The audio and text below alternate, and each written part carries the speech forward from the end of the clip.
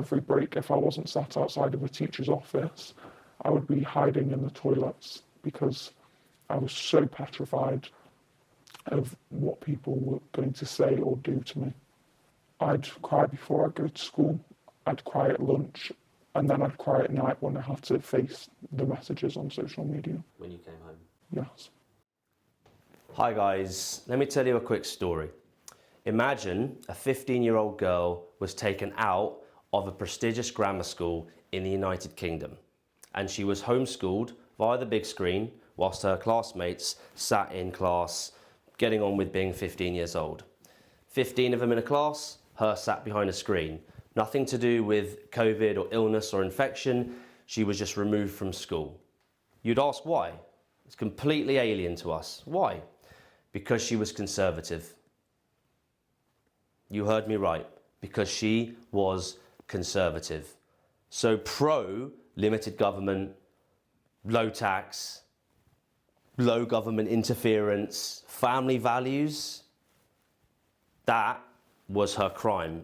And she was removed from school, because when she was removed from school, it was found out within that environment she was conservative, and at the time, contextually, that was a problem for your fist-wielding, virtue signalling, social justice warrioring, woke, far left, socialism by the back door, brainwashing indoctrination that's ripping through our schools and through our education system. That was her crime. She was, and still is, probably more devout than ever, a conservative. That was it. I'm Nick Tenconi, Chief Operations Officer for Turning Point UK, and this is the first in our Education Watch List Name and Shame campaign. I'll let you guys get on with the video. Thank you for watching, following, subscribing. Click the bell to get alerted. Comment, share, like. A big thank you from us. Let me just say this. I don't want to use words where people switch off immediately, so I won't do that. But may I say one phrase? Socialism via the back door. Socialism via the back door. How does it become socialistic in orientation? Because no one's buying it unless you do it insidiously. By the back door. And it's now in our education system. That's how you do it. And we were warned about this by Thatcher for a very long time. And the left know it. They don't care because they tend to have very few scruples. But it's here. It's happening. You can't be a conservative. So they came for free speech. Cancel culture became a thing. Censorship became a thing.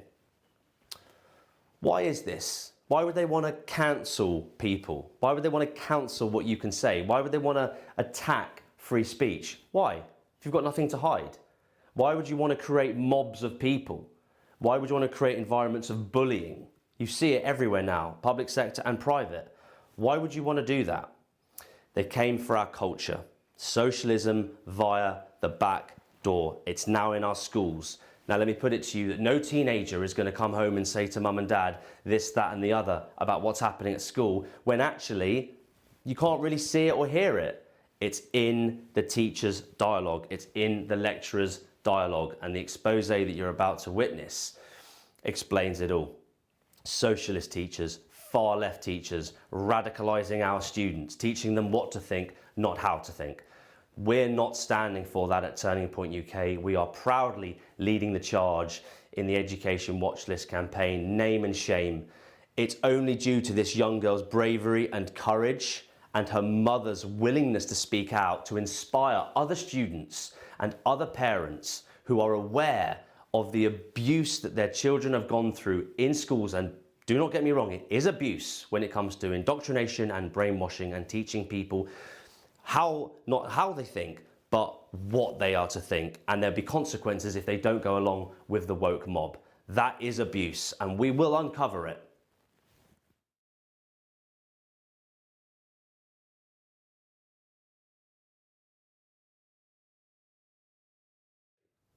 In your own words, as we've spoken of before, at some point 2020, you were 15 years old. Yes. And things came to light about your political identity. Yes. In your own words, from whichever point, whichever term in 2020, what started off what we will come to know as a string of exclusion, verbal abuse, threats, and a huge amount of mental and emotional discomfort to you at such an early age? Yeah. In your own words, from what point in 2020 did the problem begin? So it started around September 2020 when people found out that I was a Tory, and well, that's what they called me. They found out that I was conservative, I had these specific political views, and I would go around school, I'd have Tory, racist shouted at me the whole time. But I had my friends, so they were next to me and I'd just brush it off at the time, but it still wasn't pleasant being called a racist just because I'm conservative. Right, okay. Was there a particular trigger?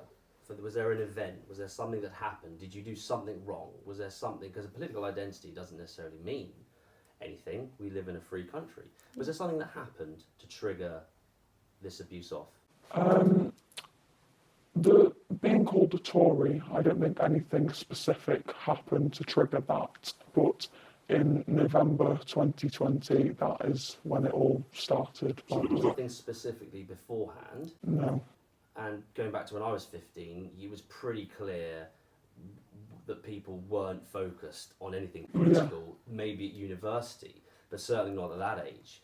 So what was the main stimuli, or what happened? What crime did you commit that was so terrible for the mob to come after you the way they did? So November 2020, around the time of the presidential election in America, I reposted a tweet on my Instagram of a young conservative basically saying that Trump needed to win in order for America to thrive. I reposted that and got over 50 plus messages of abuse because of it. Okay, so that's a huge number. I'm not gonna conjure it all back up again, because the 15-year-old girl online abuse, that's in every single way that it can be unacceptable. Give me an idea of the content of some of these messages. So some of them would be saying you support rape because I showed my support through this retweet or repost of Trump. So I would supposedly support rape because of that. I got called a racist, many just different things, but it was mainly based on me being supposedly racist. So it's all to do with race. Yeah. But there were some other bits and pieces that were just whatever it sounds like, whatever could be thought of, just trying to attack you and hurt you, regardless of logic. And so you retweeted a tweet that was pro-Trump. Yes. From a conservative female. Yes. That was your crime. Yes. And we've spoken. You've shown me the evidence. So 50 or so, more than one, less than 100 of these sorts of messages, and that the retweet made you a racist and someone who was supporting the idea of rape or rape culture or something along those lines, which doesn't make a huge amount of sense. So that was the stimuli. Yes. Okay. You, I won't ask you what day it was, you probably remember, but you will remember re-emerging in school. Now talk me through it. Had it spread like wildfire around this time in 2020? And what happened? So yes, it had. I went into school the next day after posting this. Everybody seemed to know about what I posted. Not long ago, I found a message to my friend saying, I'm scared to go into form time because I'm scared of what people will do and say to me. It just spread like wildfire. So instantaneously, that energy, that hatred, that vibe was apparent. Yes. Didn't take long. No, not at all. Spread like wildfire. Yes. Okay. Based on the retweet. Yes. Okay.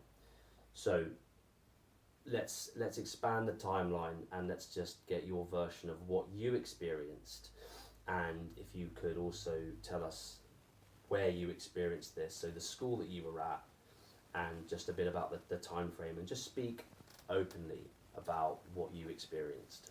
So after this, it was about a week after that, it started to get really, really bad. I would come out of lunch and I'd have 30 people corner me, shouting racist. It was mainly about race, but shouting all these horrible things at me because of what I had reposted. It was a lot of people, so it was intimidation. I'd say a group of 10 plus Yeah, is more than intimidation, isn't it? yeah. So it was just me against all these people shouting at me and shouting, and I couldn't make out a lot of what they were saying because there were so many people. That's what typically a mob does. Yeah. You can't fight back. It's not fair. Did they ever anything about capitalism? Were you ever referred to as in terms of conservative values? Did they ever come after you for being a capitalist or for someone who was tough on crime and punishment, or was it always race? It was capitalism as well. They said I should be a socialist and that capitalism is wrong. Eat the rich was a common phrase used, which is ironic. But yeah, it was about capitalism too, and me being a capitalist.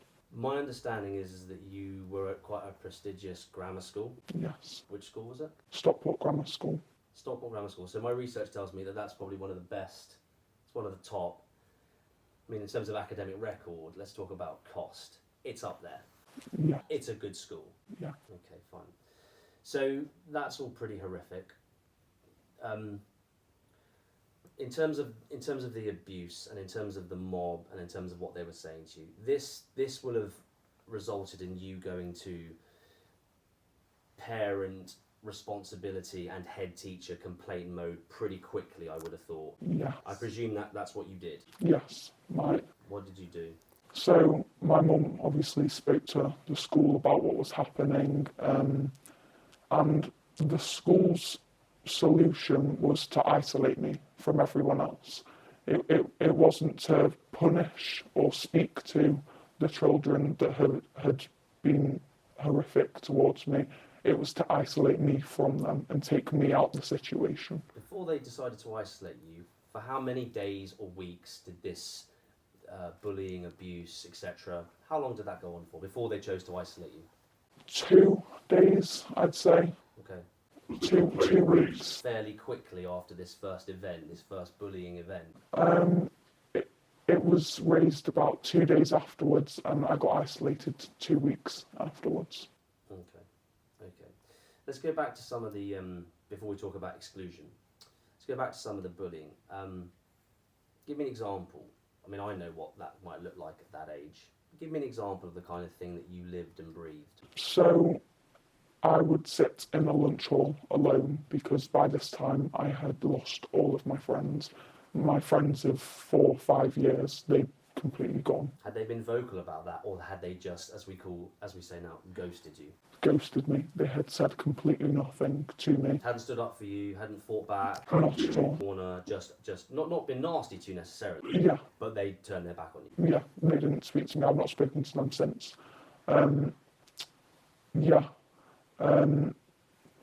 Anything else? What did you go through day to day? So I sat in the lunch hall alone because I had no friends. I sat there, I'd have food thrown at me from across the other side of the lunch hall. It was a big lunch hall, so I couldn't see who had done it, but we later spoke to the school and they knew who had done it because the lunch hall had CCTV. And we asked who had done it, and they said they know, but they don't want to punish him because it may poke the bear. It may poke the bear. So things like what you experience may well have been recorded, may well have been understood by those responsible at the school. In this case, that's pretty nasty what happened. actually the school knew who was part of it, and of course an interrogation procedure can ensue from there where they find out who else is involved, and the chain of command then issues that, and the parents can get involved, and actually you can from a policing perspective within a school safeguarding, you can actually get your arms around it pretty quickly. So talk me through what happened from there once it became evident what was happening to you, this 2-day period. What sort of things happened? Were you fearful about coming into school? What about other things within communal times and where you were around other kids, not just in class, for example?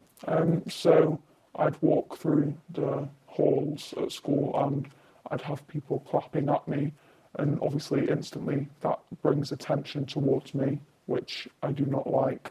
So everybody would start to look at me and give me nasty looks as I walked through whilst clapping at me. But a lot of it was on social media. I'd go home and people I've never spoken to at school would message me and just say hi, and then it would stem from there. Let's go on to talk about this exclusion that you've mentioned. Talk me through what happened there for you and what was going through your emotionally. Being excluded from school isn't commonplace. That's what happens to the really bad people, or there must be a reason for it. Yeah. So we've spoken about how they didn't want to poke the bear with regards to understanding who's done what and CCTV, etc. But for your own safety, you mentioned. Talk me through what happened and what they communicated to your parents. What happened with regards to excluding you? So from the beginning, when I was being called a Tory, one of the teachers spoke to about 15 of the people who had called me that and said, what do you think a Tory is? What is a Tory? And their response was racist. So they didn't actually know what a Tory was or a Conservative. They just assumed they were racist. But the exclusion, I would sit in classrooms on my own doing work. I'd sit outside teachers' offices because I couldn't go near the students at school because I would fear what they would say to me or what they'd do. And then after that, I only went into school for half days because it was so unbearable. Okay. So the school cottoned on pretty quickly to what was going on. We've got some CCTV evidence as well. Obviously, there's your own experience. After the 2 days, it was decided to bring you home. Is that right? What was the timeline to bring you home and for you to be schooled? To bring me home and to be schooled from home, I was homeschooled for 3 weeks. That was about a week after it all started online, because I think it was from the 7th of November. After it all started, I just stayed at home for 3 weeks, did my schooling online through video calls, which the class at the school would clearly be able to see that I was on a call and that I was being homeschooled. So it was very obvious to them. So after things broke out, obviously in that week period, you've given us some detail there. So thank you for that. Bullying, exclusion, you wouldn't have wanted to go to school. Anyone can assume that reasonably. You wouldn't have wanted to be there. You wouldn't have been thinking clearly for lectures and for lessons. You would have been suffering from quite high anxiety by definition of that sort of thing. Things like throwing food, slow clapping and the other things you mentioned. During that week period, that's all horrific. But the social media side, the direct messaging side, did all this happen on Insta when we talk about social media and DMing? Yes, it was mainly on Instagram, but some of it was on a platform that's no longer exists anymore. It was called House Party, and that was a video call thing where anyone could join the calls as long as they were a friend of a friend. So you had no choice whether to speak to them or not. What was your experience of being on that particular? Is it an app? Yes, it's an app. It was an easy way for people to talk to me that I didn't want to talk to. So it was quite inviting for bullies. I got many abusive not messages, but People who can dial in. yeah. People would go on that app and just start shouting abuse at me. What sort of things would they say? Eat the rich, you're racist, you just, yeah, a lot of stuff like that again. Have you ever been removed from school for racism? No, Have you ever had any detentions based on racism? no. Once they decided to remove you, Yeah. how many people in a class? 15, 14? It's a grammar school after all. How many kids were in your class? Well, I'd go to different classes because probably 20.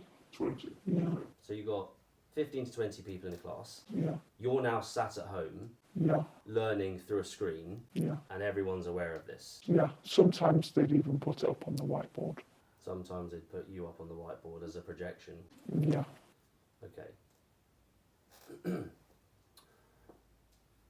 What happened when you were excluded? Was your mother pulled into the office? Was everybody sat down, and was it explained to you what was going to happen and why?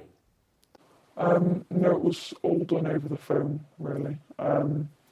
They just, my mum wanted to keep me home for a few weeks until it died down, or what we thought it would die down, which it most certainly didn't. And the school agreed with that. They said, yes, it's probably best to keep her at home, to get her away from the people that are doing this to her. So once again, their solution was to remove me from the situation and not do anything about this people. What I'm thinking is that to remove a 15-year-old girl who's done nothing wrong, to remove you from in a situation like this, that must have been for your own safety. Yes, yeah. That's huge.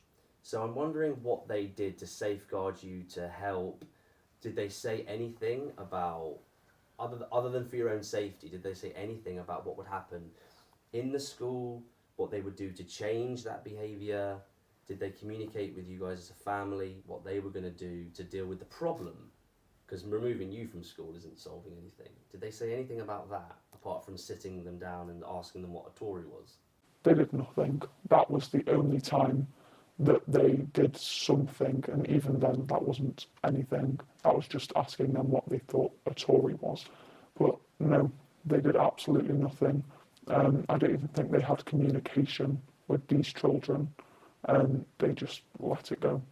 The culprits, the CCTV, the talking with their parents, did anything like this, letters, anything like that happen between the two households or the school and your family about what they were doing, about the problem, about the solution, about the issue, and providing a solution for you guys, bearing in mind what you've been through, anything like that at all? No, the school did not contact any of their parents.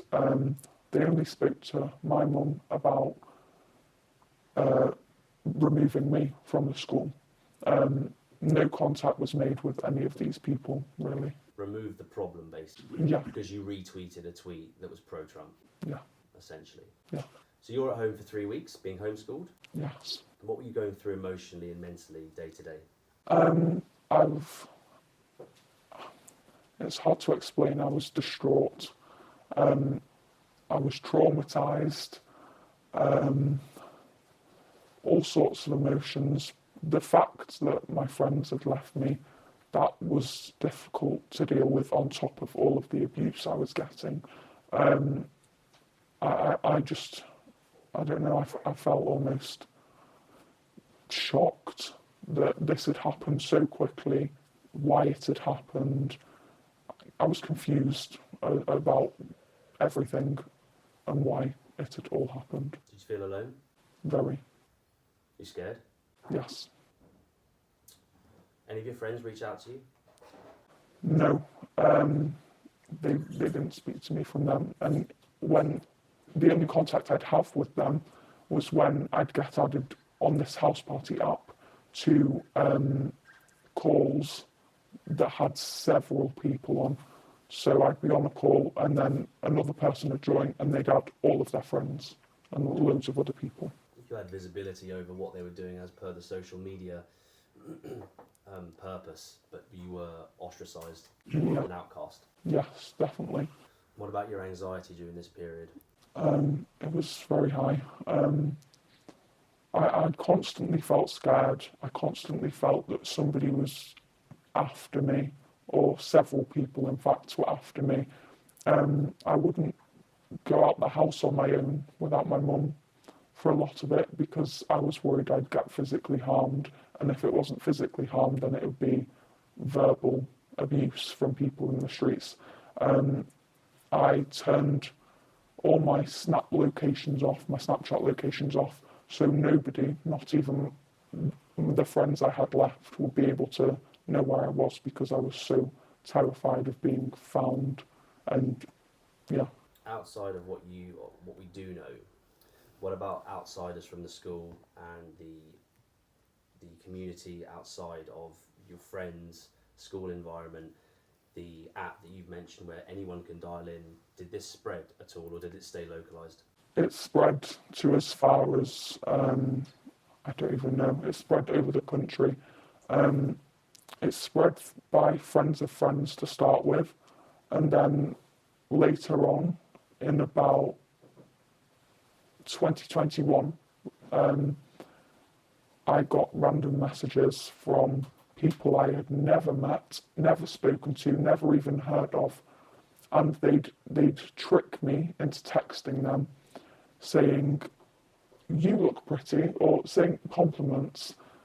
So I'd reply to them, and then once they'd do that, I got a bit suspicious, and then they started saying, "You don't support Biden, you're racist," and it would be message after message, and I wouldn't reply to any of them.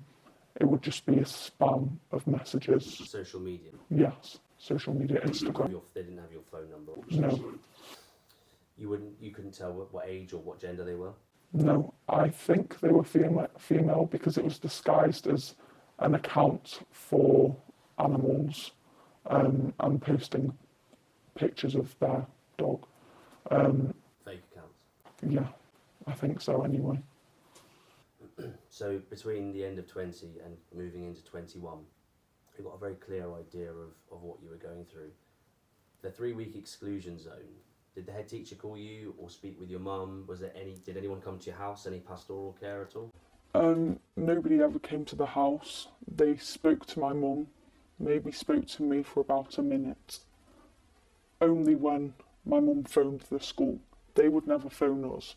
They would never contact me, contact my mum, only if my mum contacted them. So you've been bullied and harassed to the point where they have to remove you, and then your family has to proactively speak with Stockport Grammar in order to get all the questions, all the anxieties, all the collaboration you'd be looking for in a situation like that. Very difficult time.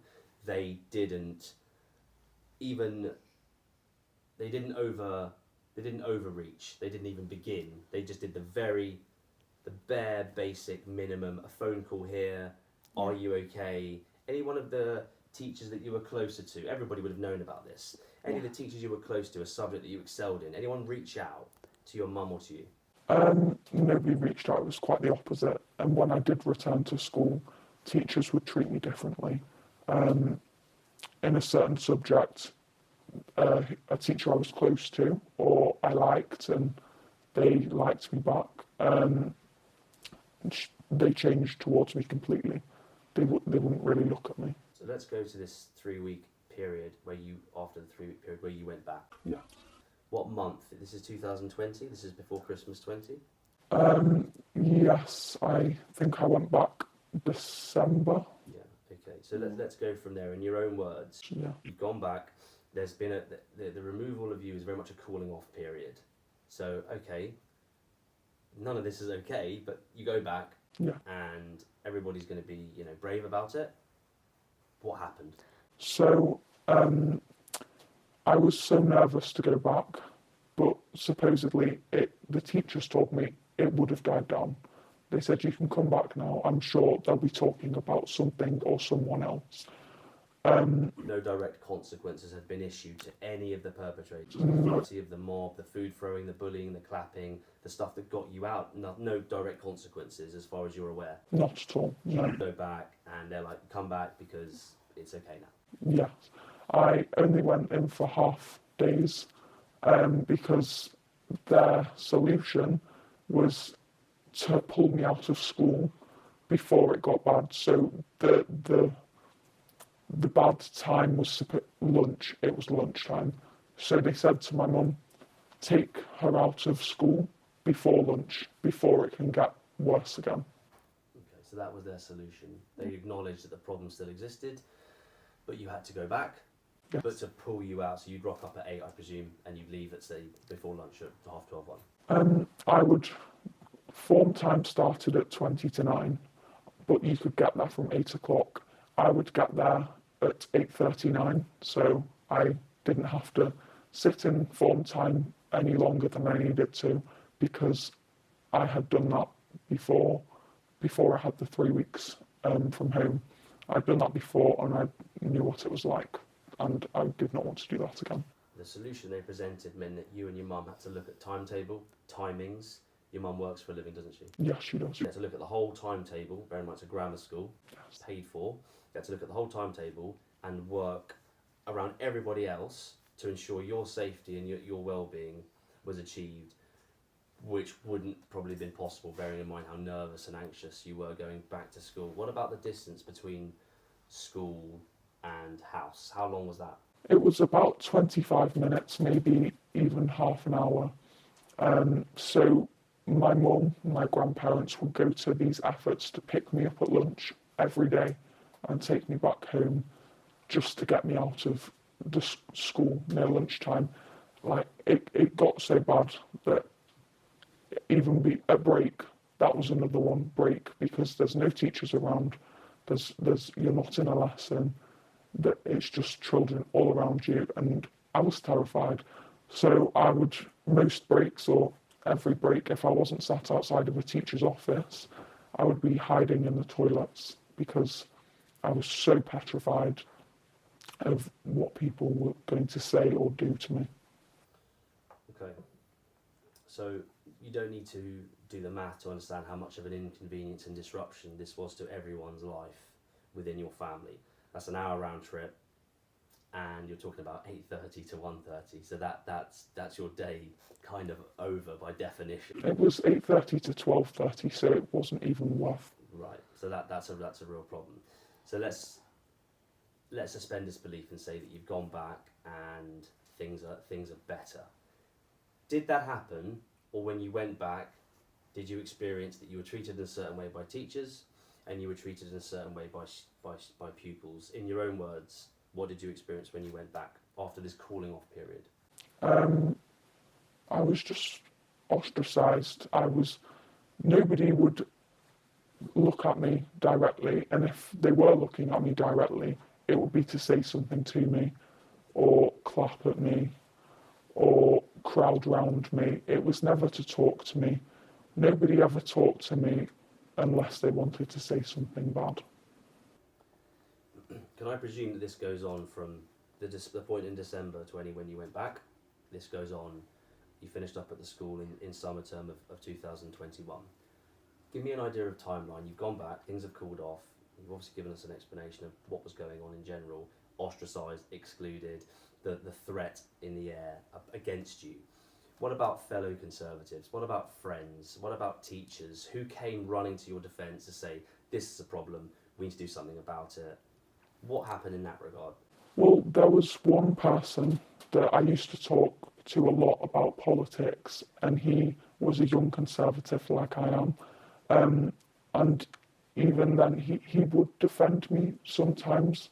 When I wasn't there, he would defend me sometimes, but it got so bad that he could no longer defend me, because otherwise that would affect him too. Make him a target. Yes, exactly. That's the mob behaviour, isn't it? You look for targets. Yeah. Because there's more of them than there are of you. Yes. Okay. So by the time you hit spring of of 2021. Exams, this is your GCSE year, I presume? Yes, it is. Great. So school is about to end. At what point did the lunchtime pickups end and you went back to full days, or did that not happen at all? That didn't happen at all. From November 2020 to May 2021, I didn't do one full day at school. And that was your GCSE year? Yes. So even if I had exams after lunch, my mum would have to come all the way from 25 minutes away to sit with me in the car at lunch, and then I'd go back in for my exam. So let's wrap the year up then. I was there myself, term, you're 16 years old or on the way to being 16, more freedom, more autonomy, the weather changes, good vibes, good energy, and the exam season as well. It's a bit looser and the teachers have a good relationship with the students. But in your case, how did you feel about ending term, getting out of there, starting a new school and collaborating with your mother to make sure that you were essentially out of harm's way for what sounds like about 6 months, from the November period to the spring term of 21? Well, I can't explain the feeling. It was almost as if I had been looking forward to that since November 2020, and that was what kept me going even those half days. It felt like a reward for what I'd put up with for the past 6 or whatever months. I felt safer, but then again, the online abuse, that was still continuing. So even though I got out of the school, I still had to come home and face it on my phone. What about the school's involvement in this 6-month period where you are essentially post 3 weeks exclusion, which is difficult to get the head around because there's no consequences or dealing with the solution, with the problem. This sort of 6-month period, communications between the school, the head of year, the most senior, and your mother. Letters, emails, constant contact, constant updates, welfare, safeguarding, counselling. Did this happen? Were you offered these things? Did these things materialise? Did they happen? No, they didn't happen. The most I'd get would be a 20-minute talk with my head of year or head of middle school at the time. And I'd go to them if something had happened straight away, and I'd tell them what had just happened. They'd talk to me about it, but then I'd just be sat outside of their room crying about it.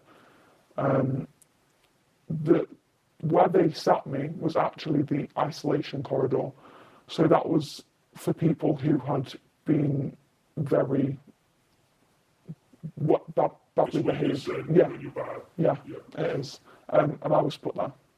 What did they ask you? What did they speak to you about? Was it a weekly conversation? It was once a week, I'd say. What did they ask you? They asked how I was feeling. They were sympathetic towards me. I can't doubt that, but they can't have been sympathetic enough because they didn't do anything about it.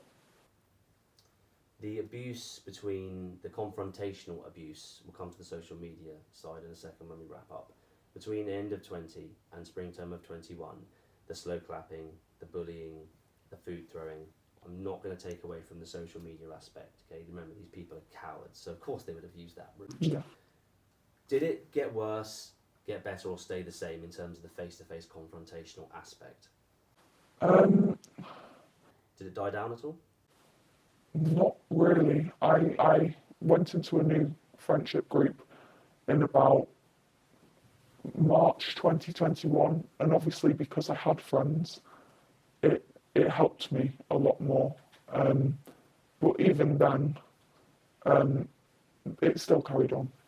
I mean, this point was 3-4 months later, so things by definition die down. Yeah. And the exclusionary approach, they knew by definition would punish you hard enough that the other kids would back off. Yeah. That's really what I'm hearing, and you don't need to read in between the lines. That's really what they did. Yeah. They gave the mob the victory, Yeah. which would calm them down Did you say they didn't want to poke the bear? Was that an expression that was used? That was an expression that they used, and those were their exact words, that they didn't want to poke the bear, so they just weren't going to discipline or even speak to the person who had thrown food at me. They wouldn't correct them, they would punish you. That would give the mob the victory, Yeah. and it would pacify you.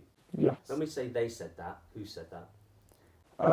My head of middle school, and just a lot of high up people in the school. Your head of middle school Yeah. Miss Fitzgerald, and the head teacher of the school. Dr. Owen. Dr. Owen ever come to your house? No, never. I think we spoke to him about once. Miss Fitzgerald ever come to your house? Not once. How often did you speak to her? How often did your mum speak to Miss Fitzgerald? Well, my mum would phone her about, it would be probably every day. My mum would phone her every day, but they would never phone my mum. How often did Miss Fitzgerald ring your mum? Once, twice, maybe, In the period of November 20 to May. to end of year, May of spring term of 21. Yeah. And the only reason my mum would phone the head of middle school every day is because something happened every day. So there was no break from it. Between autumn 21 and spring term 2020, autumn term 20, Yeah. spring term 21, do you ever cry? A lot, every day. How often? I'd cry before I'd go to school, I'd cry at lunch, and then I'd cry at night when I had to face the messages on social media. When you came home? Yes. Were you allowed a smartphone at school? You were allowed one, but you weren't allowed to go on it. You had to keep it in your pocket. So the horror of what awaited, Yeah. notifications, Yeah. little numbers, the little notifications, you'd come home to that. I'd have my phone switched off the whole 4 hours or however many I was there. And the dread of switching my phone back on and getting into the car and then seeing all these messages pop up, that is what would send me under. Physically, how did you feel? Would you sweat? Would you shake? I felt sick every morning before school. I felt physically sick. I can't explain the feeling. It was just a wave of anxiety all the time, and I never had a break from it. I'd go to sleep feeling ill. I'd wake up feeling ill. How would your stomach feel when you were going through this?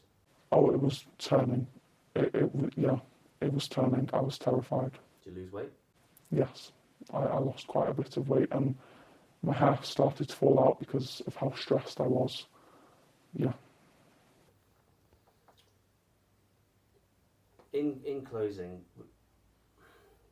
the last exam, GCSEs, A-levels, uni, we all remember it. The last exam, whatever the date was in May or June. Do you remember that day? Do you remember your last exam? Yes, I remember it very well. Where was your mum on that day when you had your last exam? My mum was Parents, whoever was picking you up. My mum was at work, but obviously she was waiting in the car park for me to finish. So she was going to pick you up. Yeah, she was going to pick me up, and that was almost seen as Freedom Day. You finished the exam. You left the sports hall or whatever. Yeah. What did you do? Um, Did you go anywhere before getting in the car? no, I didn't say bye to anyone.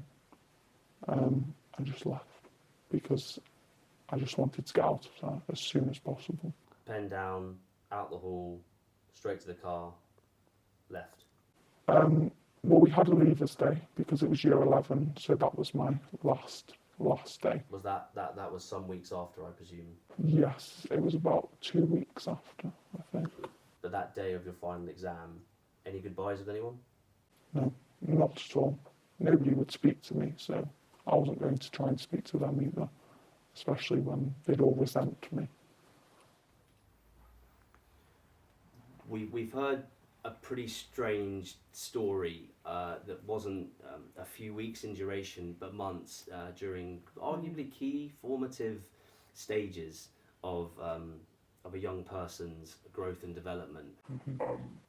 I don't really know what to make of it, but the impression that I'm getting and this is what I want to talk to you about now, is that no justice, punishment, or consequence in any way was issued, forced, corrected upon what sounds like an online DM culture, social media, and in-person mob against a young girl for identifying politically as conservative. That was her crime.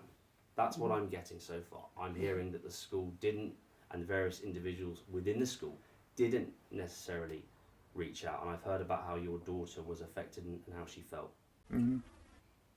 You could have gone to the police. You could have written to your MP, your councillors. You could have spent day and night trying to get some sort of result for your daughter and for your family. What did you do when this autumn term of 2021-20, when this kicked off? From a mother's perspective, talk me through in your own words your reaction, what you did to try and help your daughter. Well, when it first happened, obviously she was distraught and panicky, and I just felt, it'll blow over. And after that was the first couple of days, she had a pretty traumatic time, and I thought it'll calm down, it'll be fine. I spoke to the school, who kind of offered words of sympathy, but I could tell they were just paying lip service really and thinking, oh well, hopefully it'll blow over. And there was a degree with the teachers of, well it's her own fault. You know, there was comments like, well she needs to be careful what she posts on social media. Now we've always had that conversation, my daughter and I, from her being very young. So she is quite aware of what, you know, photos that she should post, or, you know, she needs to be mindful of her own safety. But I didn't think for 1 second, I didn't know she'd posted, reposted this tweet, or, but when she told me, I said, oh, don't worry about it, it's just a handful of silly children who've jumped on it. But she left me with her phone when she went to bed, and it was just ringing. So I took her off Instagram and I put her account on my phone. And it was just, I was sat there just watching these messages come through. Horrific messages. The things they were saying about her. So much so I went up and I said to her, have you posted anything else? No, that's it. So I spoke to the school, had a chat with them, and they said they'd keep an eye on her. And then she'd come home each day, just in bits really. She'd lost all her friends, she felt her life was over. This was before the exclusionary, this week period. Yes. Trying to work out what on earth was best for her. Yes. Her life was over, just devastated. And then, whilst all these children were attacking her, she would try and explain to them. She would try and speak to them. She didn't just walk off. She was trying to defend herself actually and say, look, be reasonable. This is what I meant. And you know, I don't condone rape. I'm not a racist. I've never said any of those things. And they just wouldn't listen to her. So every day she came home, it was just horrendous. She looked drained. She looked ill. Fairly quickly, she looked ill. And I just kept phoning the school and speaking to the school. After a couple of weeks, she just didn't want to go to school, mainly because they were putting her outside the other teachers' offices, and the other kids were walking past laughing at her, because that's where they put the kids that were in trouble. You know, yeah, if you've done anything wrong, that's where you sat and you just did revision or work. So they were constantly laughing at her, and go to the toilets, phone me, sobbing. I spoke to the head of pastoral care and said, you need to do something, and sent her to go and see her. In the end, the head of pastoral care phoned me and said, you need to come and get her because she's inconsolable, sobbing. And So you were told you need to come and get her now for her own safety in terms of well-being and also... yes, I think you need to go and come and get her. At one stage, she went missing. She'd phoned me from the toilets, and I'd said, go to this lady's office, this teacher's office. And then I couldn't get hold of her, my daughter. So I phoned the school and said, where is she? And for about 10 minutes, it was quite a large school, we didn't know where she was. So, of course, I was panic-stricken. And this teacher, this head of pastoral care, went and looked for her and found her, and I think she was hiding in the toilets or something. And it was just constant. Every day, every other day, I was contacting them. And in the end, we just decided to keep her at home for a couple of weeks, see what happens. And then she went back into school. And I would say it was worse than ever, actually, when she went back. It was even worse, I would say. She'd walk into it slow clapping. She doesn't like a lot of attention. She's not that sort of girl. You know, if she was ever late for assembly, she would panic because she doesn't like people looking at her. So this sort of treatment was her worst nightmare. And this clapping as soon as she walked in anywhere. And they just did nothing. I phoned them constantly. Are you going to speak to these children? Are you going to speak to the children's parents? They didn't speak to any of the parents. They said they had meetings with the children, and I said, well, you know, what came out of these meetings with these children? Why are they being like this to her?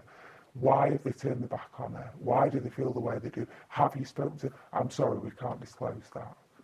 Which led me to believe that they hadn't spoken to them at all, and I don't think they did. Right, no consequence, no punishment, but Nobody was running. Remove her for her own safety. The egregious nature of what we're talking about, but no consequence, no follow-up, no punishment, just... No, if anything, they treated me as though I was a nuisance, really. They were very sympathetic at first, and then it became obvious that I wasn't getting anywhere. But I was absolutely determined to make sure that she was safe, and that I was desperate to see her happy again. She was just so miserable. Your daughter's been excluded based on mob-based activity. Any sign towards your daughter that maybe she was making it up? Any signs? Any evidence that you guys have, or anything you heard that suggested that they thought? In one meeting, one of the teachers said to her, "Do you really feel like this? Are you as worried about coming to school as your mum is making out, or is it just your mum is your mum a bit over the top?" Which I was completely furious about. And, you know, do you tell your mum everything? Are you close to your mum, or do you just tell her bits of what happened? And she said, we are very close, which we are, incredibly close. And I know all parents think that their kids tell them everything, but I would say she does tell me most things, actually. We have that sort of relationship. And it was sort of made out that I was being an over-the-top nuisance, really. Anything in writing about why she was excluded? Did you get anything No. that formally says why No. she was excluded? No. What did they say then? If there's nothing formal, what did they say? Well, in the first instance, it was she was put outside, away from the other children, and then I said she can't cope with this. She's not coming in. She can't cope with this. And then when she went back, we had a chat, and she tried a couple of days, and it was worse than ever. And she couldn't cope with it, so we decided that she would just go in every other day, and they said, no, I think she's better just coming in the morning, and then she's not around at lunchtime, because I think that's when they're getting to her. And I was like, well, why don't you do something about it? Why don't you do something to stop them doing this to her? The exclusionary period of the 3 weeks, did someone phone you and say, this is what we're going to do?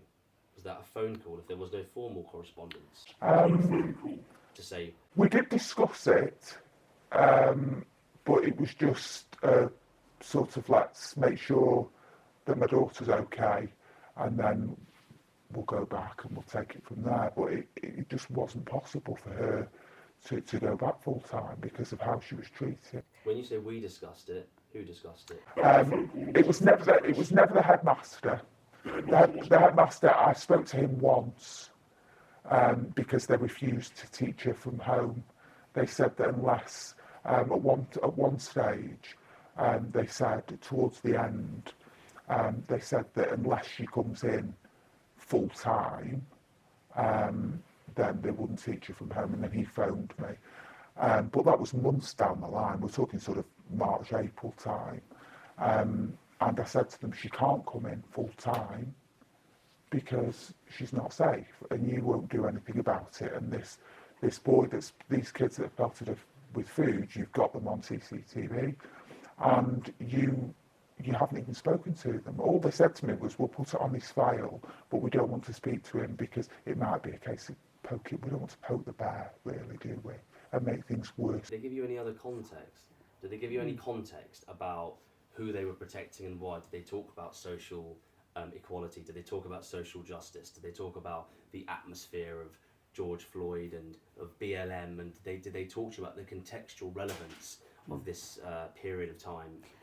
I complained to the school about the situation with BLM because the school was constantly posting support for BLM on their Facebook page. And I sent them an email and said, firstly, it's not helping. The children are turning on one another because of this. And secondly, have you checked what BLM stands for before you are posting this on your Facebook page? You are a school, and I think you ought to check what you're endorsing before you do such a thing. And they did respond to me, but it was the same old, really. This indoctrination theory legitimised in our education. And I'd spoken to the school many times about the teachers putting their political views onto the children. You know, there was cases of them with elections on in the background and cheering on who they wanted to win, that kind of thing. And you know, the drama teacher giving the kids an exemplar of a piece of work that one of a previous drama student had done, comparing Donald Trump to Hitler. This kind, yeah, and this kind of thing, and lots of it went on. Lots of calling Boris Johnson. Lots of, I mean, for example, when it was Black History Week, I think it is, or is it month, they put pictures all around the school to celebrate various, black people, inspirational black people, and they put a picture of Diane Abbott. There were no pictures of any Conservative black members of Parliament, just Labour. And I queried that and said, why that we have lots of other, I'm sure that there were black people in the Green Party, the Conservative, the Liberal Democrat, why only Labour? And there was just nothing. And I was banging my head against a brick wall, really, permanently. This app that she was on, and people that could coming outside the school now, we're not just talking about localised stuff, we're talking about anything that's to do with the threat of force, the threat of intimidation, the bias, the lack of protection on offer, if you're not with us, you're against us, this nonsense that kept going. Did you get the police involved at any point? I got the police involved when there was a boy who went to a different school in the other side of Manchester, and he was just really quite bad. He wouldn't leave her alone at all, and he was a friend of a friend, so that if she went on any house party I mean, in hindsight, I did tell her not to go on that, and she did stop eventually. But she felt so isolated, and she had about 2 or 3 just boys. None of the girls would speak to her, so she had a handful of boys that like boys do, they're not as intense with these things, I don't think. But this boy was a friend of a friend, and he just kept joining, and he just kept and sending her messages. In the end, I actually said to him, leave her alone, enough's enough. The messages that you mentioned before and the volume when this kicked off in the autumn term of 20, can you give me an example of what they were saying to her? What language they were using? Can you repeat it? Well, racist, bitch, call it CUNT, just all sorts of stuff, and eat the rich, and just nasty, quite crude, not very well thought out insults, you know. So To a 15-year-old girl. yeah, you do realise Donald Trump's a rapist, right? So you think rape is right, and just all these Not aware that Trump had been convicted of rape. No. Not aware of that. Well, no, and she tried to say that. She said, what do you mean? I've not even heard anything about that. And of course I don't. And just constant messages, just swearing at her. And, I'm from, there was one girl, I'm from Iran, so you don't think I should be here. Just ridiculous things like that. Attacks, Yeah. putting down, telling off, verbal assaults, swearing. Yeah. That's enough to make anyone, let alone a 15-year-old girl, feel completely ostracised, excluded. So, anything happened with the police or any other letters that you wrote? I mean, the school apparently. The police, they got involved and went to see the boy, and were prepared to take it further. But this boy at this other school, I spoke to his dad, and he had no idea he was doing this, and he was very apologetic. And bearing in mind, he's a child, and even though I was very angry with this boy, he assured me nothing would happen again. And my understanding is he actually removed his phone and all this boy's social media for a year, and he did leave her alone then. And the police were great, and they said if I have any more problems, but they took it really seriously actually. And of course they were concerned that when I spoke to them about this BLM stuff, they were having a hard time at the time as well, because all these kids were so anti the police. They were constantly posting stuff against the police, which horrified me. What's the BLM indoctrination, isn't it? Yeah. Defund the police. Yeah, exactly. Dr. Owen, head of school? Yeah. Not a lot from him. Nothing. Letters. I never even had a phone call off him about. No. I mean, we had COVID at the time, but no, nothing. I never had a conversation about what was happening to my daughter in terms of the bullying from him. Deputy head?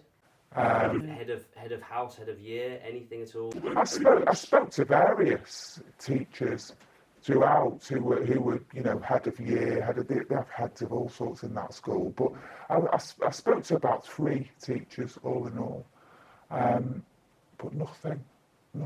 It was just nothing changed and nothing happened. And even after she left, she was still receiving messages. Just exclude her, shorten her day.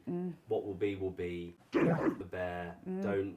Yeah. Absolutely. Up until December last year, so 6-7 months after she left, she was still getting messages. Hey, you're a racist and stuff like that. So again, I gave it to the school, and somebody did call me then, and we've not had anything since. Something was, I assume, done then. But I wrote to my MP, I wrote to the education secretary, I wrote to Gavin Williams. I've written to 2 education secretaries, never got a response from either of them. Have you had a meaningful response from anyone at all? My local MP. And did they say anything? She said that she'd passed it on and that she'd done something with it, but I've never had anything. I've also complained to the Independent Schools Inspectorate. I've had nothing from them either. They've not even responded or acknowledged my complaint. No. So autumn of 20 to winter of 21, so a year. that's how long, that's the timeline here. Exclusion, ostracised, removed from school, don't poke the bear. Meanwhile, you're having to run everything proactively in terms of trying to get somewhere, doubling up on school runs, the impact on you financially in terms of your business, commercial life, your well-being at home, etc. Did you feel like you were on your own? Did you feel like there was anyone fighting your corner? No, apart from obviously my family. I was mainly focused on making sure my daughter was okay, because I genuinely didn't think, I didn't know she would be, to be honest. There was, you know, if I went out to the shops, it was a case of getting my parents to come round and sit with her. You know, her hair was falling out.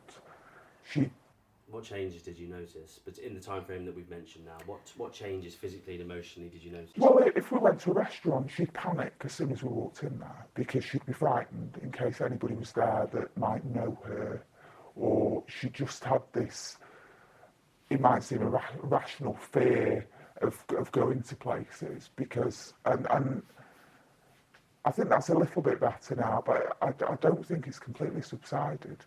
Even now, I think she still struggles. She doesn't like to be noticed, and she worries about seeing anybody from the school. You know, she's had dirty looks off some of the parents. Some of the parents will stop speaking to me as well. Not that that matters, but even they seem to join in, and I couldn't work out whether it was because they thought she'd done something wrong, or whether they just were frightened of what was going to happen if they carried on speaking to her. Do you think she's traumatised, your daughter? Yeah, Even in the short term?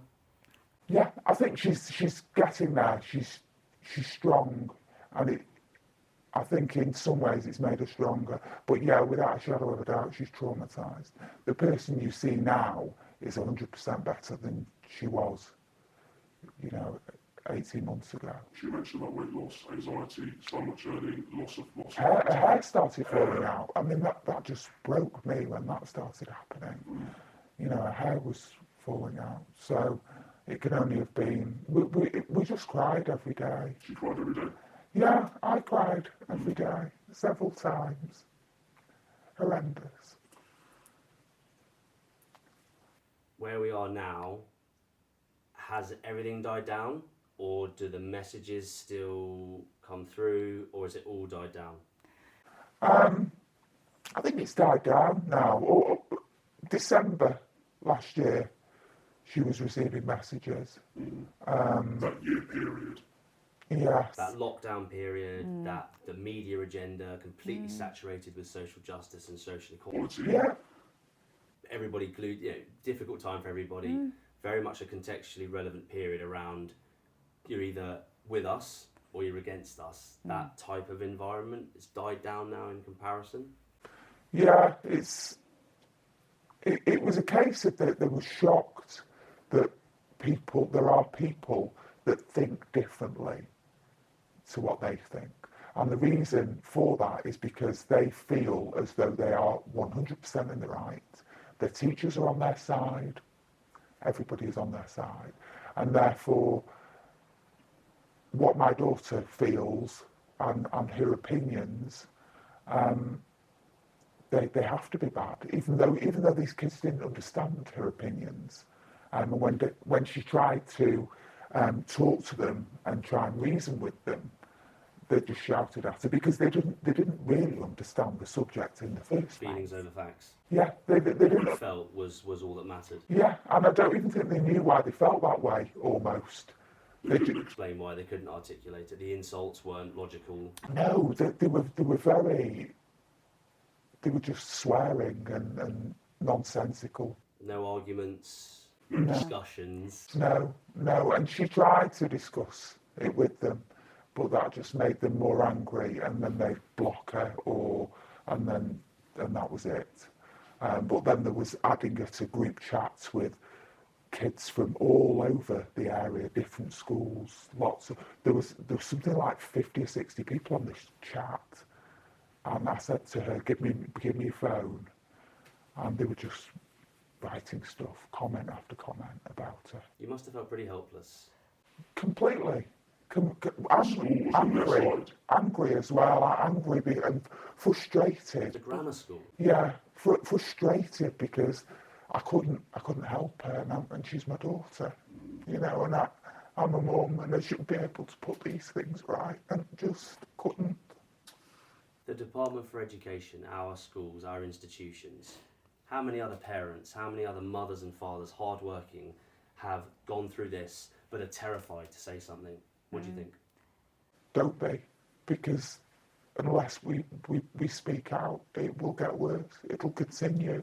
In the UK in 2022, Yeah. how many school leavers going 18, 19 right now are going on to university to have this indoctrination continued, and the parents don't even know about it? Yes.